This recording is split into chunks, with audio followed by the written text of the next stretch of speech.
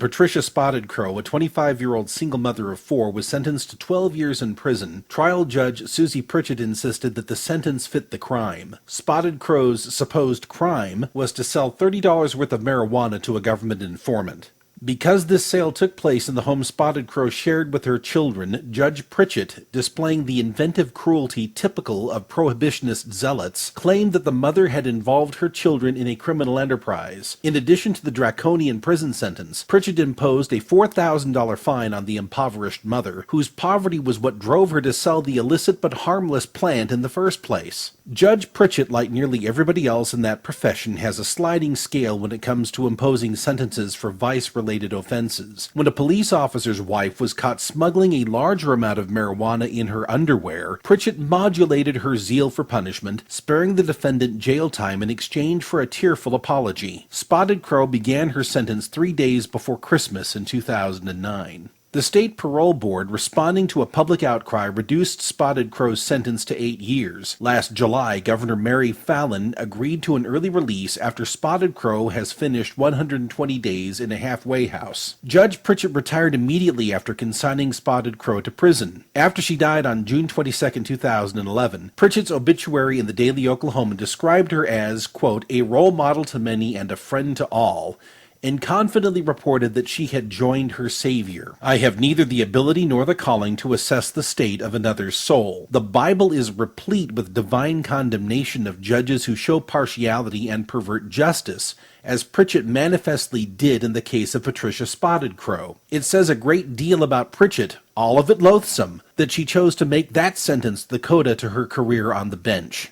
Had I been called on to write an obituary for Judge Pritchett, I would have found myself irresistibly tempted to paraphrase the words of the courageous Sarah Winnemucca, daughter of the Paiute Indian chief, when she rebuked the Reverend James H. Wilbur, an impenitently corrupt and spectacularly hypocritical Indian agent who was embezzling from starving Indians at the Yakima Reservation. Mr. Wilbur, you forget that you are a Christian when you talk to me, Sarah told the Indian agent after he accused her of stirring up discontent among the impoverished Paiutes. The Indians were starving and naked because Wilbur was stealing their rations and reselling them, Sarah pointed out. This is why you want to keep us here. I say, Mr. Wilbur, everybody in Yakima City knows what you are doing, and hell is full of such Christians as you are. Pritchett, a supposed Christian of James Wilbur's stamp, did more than her share to build Oklahoma's female prison population, which is the largest in per capita terms of any on the face of the earth. Many of those women are serving time for vices rather than crimes. And given Oklahoma's 19th century role as a kind of Siberia for dispossessed Indians, it's no surprise that many of the female inmates imprisoned to boost the profit margins of the prison industry are of Indian ancestry.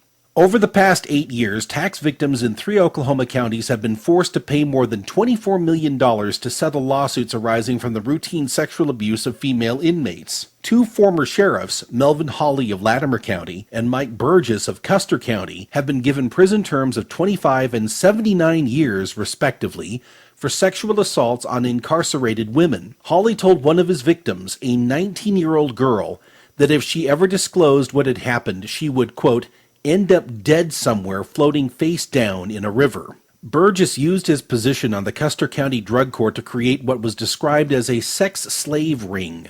He told one woman who rebuffed his advances that if she didn't submit to him, she would, quote, not ever be able to see her children until they had grown up. Another woman who resisted was placed in lockdown, denied her medications, and forced to eat food that induced rectal bleeding. Complaints from female inmates at the Delaware County Jail began to accumulate in March 2008, many of them involving a part-time transport deputy named Bill Sanders. Sanders, recalled the Tulsa World, would often take female inmates to appointments without reporting his departing mileage and time. It was during many of these transports that inmates say they were assaulted by Sanders and forced to perform sex acts. Key elements of the accusations were confirmed by a former county dispatcher, who also described how the former jail administrator, Lonnie Hunter, would shake boxes of cigarettes at the inmates to encourage them to flash their breasts at him. Some of the inmates testified that both Sanders and Hunter would exchange cigarettes and other coveted goods for sex. When confronted with a particularly intransigent inmate, Sanders would simply assault her, in the serene confidence that he would never be held accountable.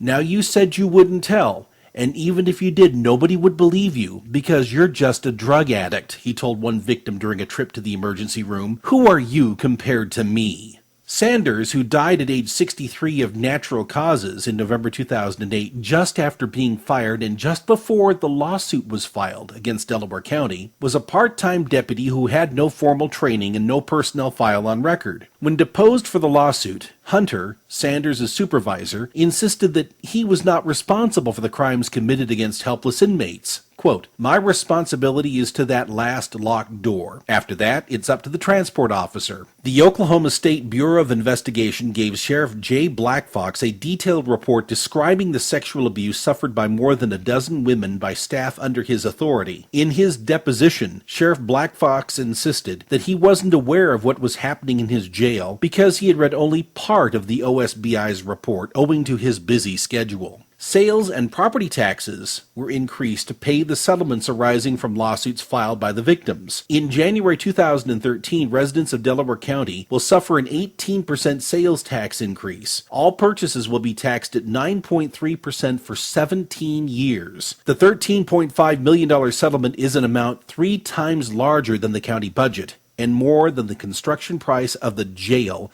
where the sexual assaults occurred. A significant fraction of Oklahoma's population consists of the kind of people who are sick with worry over the incalculably small possibility that Muslims may someday force their daughters to wear burqas, yet indifferent to the fact that those same daughters can't board a commercial flight without being virtually strip-searched or physically molested by a TSA functionary. Former Oklahoma State legislator Rex Duncan, elected district attorney for Osage County in 2010, is the dutiful tribune of that myopic and misguided constituency. Duncan is a polyester Pharisee, an embodiment of punitive populism. Like many contemporary law and order conservatives, Duncan holds forth at considerable length and with great passion about the evils of government power, except when it is exercised by the state's apparatus of regimentation and destruction. As a state legislator, Duncan, perhaps in anticipation of his new career as a prosecutor, worked to expand the state's prison industrial complex. In 2008, Duncan and like-minded colleagues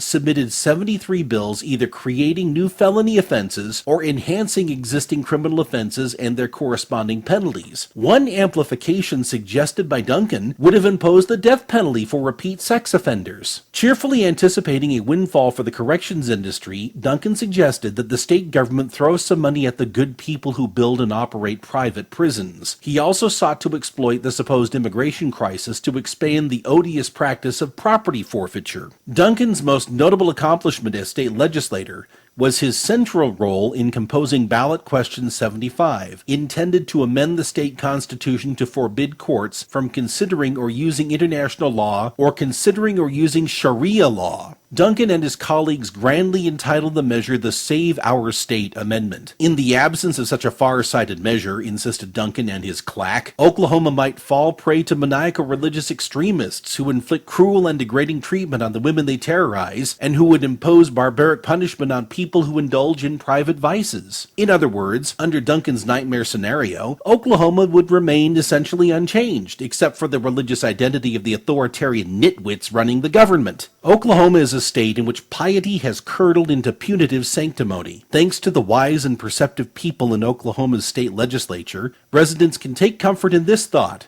if their mother, sister, or daughter commits a trivial drug offense, she may be caged by the government and be pitilessly molested or even raped by her jailers, but at least she won't be forced to wear a burqa.